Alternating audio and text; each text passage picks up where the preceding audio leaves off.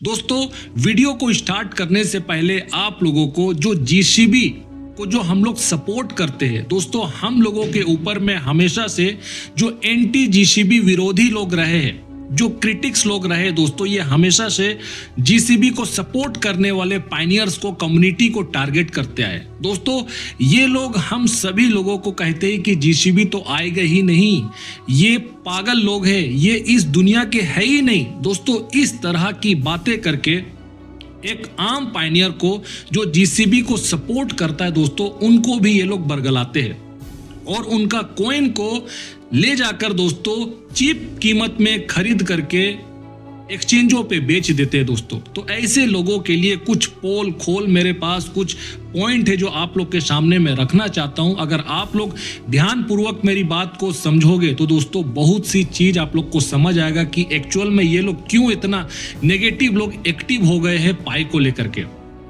तो पॉइंट पहला रख रहा हूं आपके सामने में। देखो, कुछ लोग कहते हैं कि जीसीबी वाले दुनिया से बाहर है, मतलब आउट ऑफ वर्ल्ड के लोग हैं हम लोगों को ये लोग पागल समझते हैं। ठीक है, हाँ हम हैं, लेकिन आपकी जानकारी के लिए जो लोग क्रिटिक्स लोग हैं उनके बारे में मैं बोल रहा हूं कि उन लोगों की जानकारी के लिए हम नॉन कन्फॉर्मिस्ट है। हम लोग कोई कन्फॉर्मिस्ट नहीं है, ट्रेडिशनल माइंडसेट वाले पायनियर्स नहीं है, हम लोग नॉन कन्फॉर्मिस्ट है और अच्छी तरह जानते हैं कि हम क्या कर रहे हैं। हमें पता है कि हम क्या कर रहे हैं।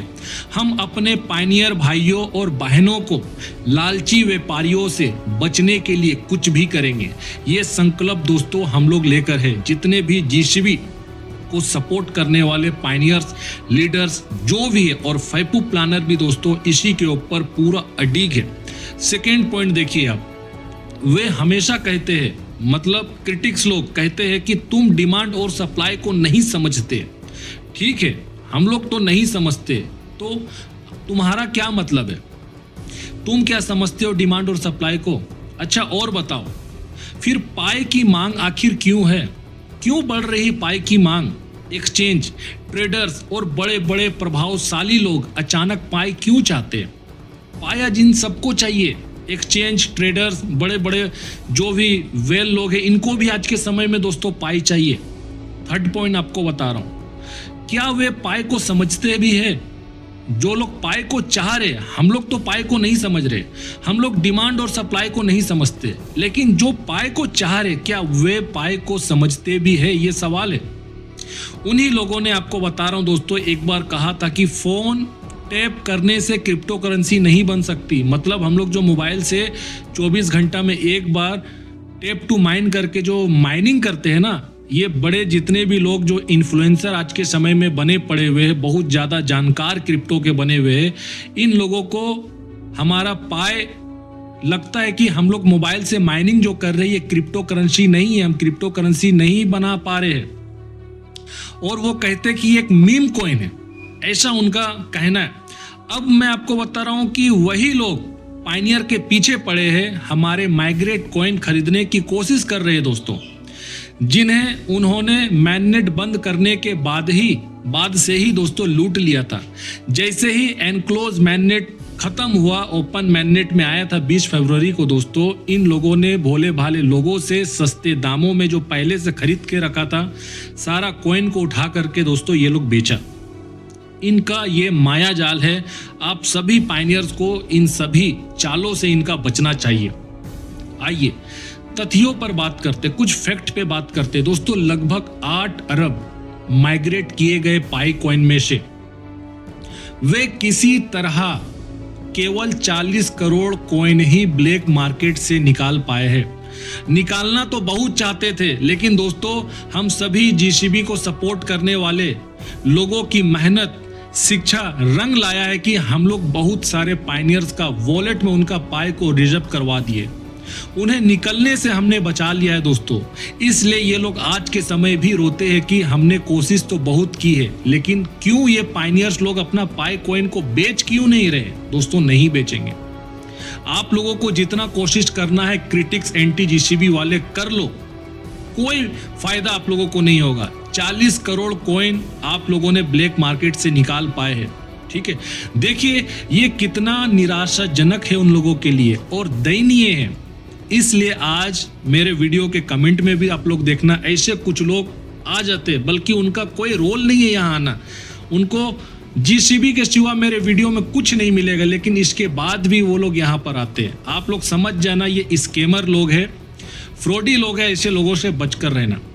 वे हमें दोस्तों ये सिखाने की कोशिश कर रहे हैं कि हमारे लिए क्या सबसे अच्छा है, मतलब वो हमें समझा रहे हैं कि हमारे लिए क्या अच्छा है, जबकि वे पर्दे के पीछे से शोषण कर रहे हैं।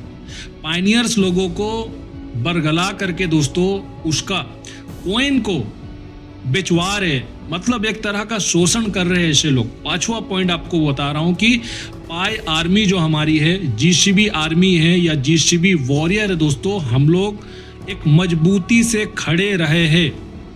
वे और ज्यादा खींच नहीं पाए। अगर हम लोग दोस्तों डटे नहीं रहते, खड़े नहीं रहते, तो अब तक वो लोग बहुत पाई को हमारे वॉलेट से निकाल चुके होते। बट दोस्तों वो लोग निकाल नहीं पाए, ज्यादा खींच नहीं पाए। हमने बेचा ही नहीं, जो भी पायनियर्स जीसीबी को सपोर्ट करता बिल्कुल नहीं बेचा।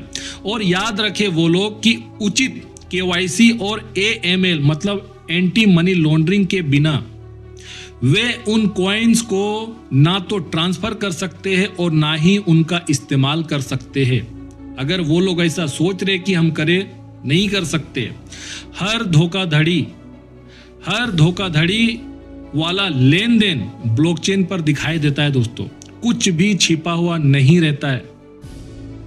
और आपको बता दे रहा हूं कि यही तो एक सच्ची पारदर्शिता है। ऐसे ही होती है दोस्तों, जो रियल ट्रांसपेरेंसी जिसको बोलते हैं, ऐसे ही होती है। और इस ट्रांसपेरेंसी में आपको बता रहा हूं कि ऐसा कुछ जिससे सरकारें भी डरती है।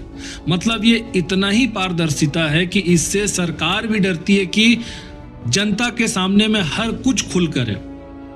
छठा पॉइंट आप देखो, उन सभी सच्चे पायनियर को हार्दिक बधाई देना चाहता हूं दोस्तों, जिन्होंने हर परिस्थिति में अपनी पाई को थामे रखा। आप ही असली बदलाव लाने वाले हो पायनियर, वे जो जल्द ही इस दुनिया को नई परिभाषा देंगे। सारे लोग मिलकर एक नई परिभाषा दुनिया को हम लोग देने जा रहे हैं पाई के माध्यम से। सातवां पॉइंट वो है दोस्तों, अब हम जीसीबी मतलब ग्लोबल कॉन्सेंसस वैल्यू के बारे में बात करें तो उन्होंने इसे नष्ट करने की बहुत कोशिश की। जो क्रिटिक्स लोग हैं, एंटी जीसीबी वाले लोग बहुत कोशिश किए, लेकिन हमारा एकता जो यूनिटी है ना, ये उनके ऊपर काम नहीं आया। कोशिश बहुत की, क्योंकि कोई भी इसे बेच नहीं रहा था, सबने रिजर्व कर लिया। तो इन्होंने ट्राई बहुत किया, लेकिन लास्ट में दोस्तों क्या हुआ, इससे वे निराश हो गए। निराशा ही उनके हाथों में आया। इसलिए उन्होंने पायनियर्स को हतोत्साहित करने और उन्हें एक्सचेंजों में सिक्के मतलब कॉइन ट्रांसफर करने के लिए प्रेरित करने के लिए एक पूरी कहानी गढ़ी।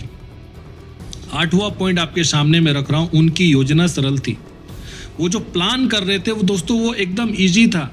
आपको अपनी वर्षों की मतलब कई सालों की मेहनत से कमाई हुई पाई को बेच देना, ताकि वे सस्ते में खरीद सके, वेल बन सके और बाद में बाजार में हेर फेर कर सके। यही उनका प्लान है। शुक्र है दोस्तों कि सच्चे पायनियर्स उस जाल में नहीं फंसे। ये बहुत अच्छी बात है जीसीबी को सपोर्ट करने वाली पाई की कम्युनिटी को। फिर उन्होंने दोस्तों 9वां पॉइंट में आपके पास रख रहा हूं कि फिर उन्होंने जीसीबी का मजाक उड़ाते हुए कहा, अगर आप जीसीबी का इस्तेमाल करके वस्तु विनिमय मतलब दोस्तों जो बार्टरिंग हम लोग करते हैं ना, बार्टरिंग करते हैं तो आपको 0.01 पाई अतिरिक्त एक्स्ट्रा देना होगा। ये पागलपन है। मतलब आज समझो जो फी भी लग रहा है ना, इसके ऊपर भी वो लोग सोच रहे हैं कि ये पागलपन है। उन्हें पता नहीं है कि सब एडजस्ट होगा भविष्य में। लेकिन सच ये है कि बार्टरिंग के लिए लिक्विडिटी की जरूरत नहीं होती है। ये लोग सोचते हैं कि लिक्विडिटी, बार्टर के लिए कोई लिक्विडिटी नहीं चाहिए। जब कोई व्यापारी बेचता है अपना सामान तो वो एक साथ सब कुछ नहीं बेचता है। उन्हें समझ ही नहीं आता और हमें पागल कहते हैं। हम अपनी मर्जी से अपना सामान बार्टर करते हैं। उनको ये समझ नहीं आता कि हम सब कुछ नहीं बेचते। यही तो एक बार्टर का एक सिस्टम है। ये एक क्रमिक व्यापार चक्र है जो उन्हें समझ नहीं आता है दोस्तों।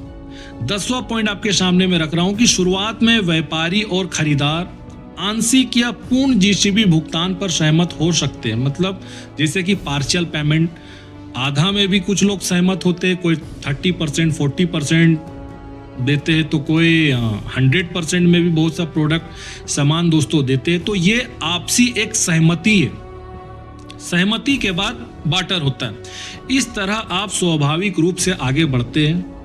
मतलब हमारा मूवमेंट, हमारा जो मिशन और विजन है जीसीबी का, ये आगे बढ़ता है और आपको बाहरी तरलता की आवश्यकता नहीं होती है। जो लिक्विडिटी चाहिए होता है वो हमें जरूरत नहीं होता है। आप वही बेचते हैं जो आपके पास पहले से। बिल्कुल करेक्ट बात है दोस्तों, जो हमारे पास है वही हम बेचते हैं। जब इसे अपनाने की प्रवृत्ति बढ़ती है तो ये एक आत्मनिर्भर इकोसिस्टम बन जाता है। जब दोस्तों इस तरह का सिस्टम प्रणाली जब धीरे धीरे करके जब एक देश से निकल के पूरी दुनिया में जब फैलता है दोस्तों, तो ये एक पूरा आत्मनिर्भर मतलब कि सेल्फ सफिशिएंट इकोसिस्टम बन जाता है। और आज ये बन गया है कुछ हद तक।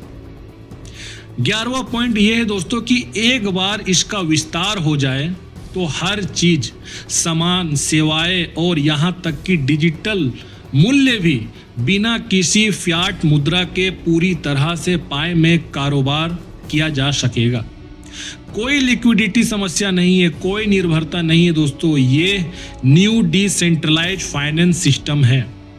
12वां जो पॉइंट है वो आपके सामने में रख रहा हूं कि गरीबी से ऊपर उठने, ब्लॉकचेन की ताकत को समझने और अपने मूल्य के लिए खड़े होने का ये आपके लिए एक सच्चा मौका है।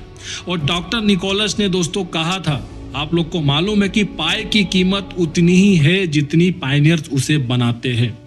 तो पायनियर्स उठो और अपने अधिकारों के लिए लड़ो। इस बार हम जरूर जीतेंगे। तो आज के इस वीडियो में बस इतने ही। वीडियो को लाइक करो, चैनल को सब्सक्राइब करो। तब तक अपना ध्यान रखो। नेक्स्ट वीडियो में जरूर मिलता हूं।